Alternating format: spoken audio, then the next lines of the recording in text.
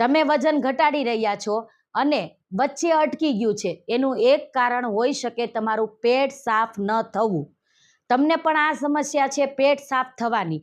Daily તમારો naturally motion properly નથી થતું, એનો મતલબ એવો છે કે તમારા શરીરની અંદરનો જે ટોક્સિન છે એ ટોક્સિન બહાર પ્રોપરલી નીકળી શકતું નથી, કારણ કે ડાયજેશન સ્લો છે.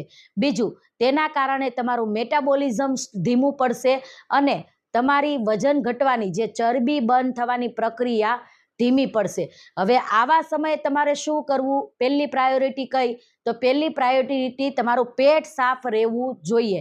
એના માટે આ 5 ખાવા પીવાની આદતોના નિયમો તમે અપનાવીને તમારા પેટને સાફ કરી શકો. પહેલું, તમારા જમવાની ડીશમાં પ્રોબાયોટિક એડ કરો, જેમ કે દહીં, છાશ. બીજું, જમવાની ડીશમાં તમારા લીલા શાકભાજી, ફાઈબર રીચ ફૂડને એડ કરો સલાડ સ્વરૂપે.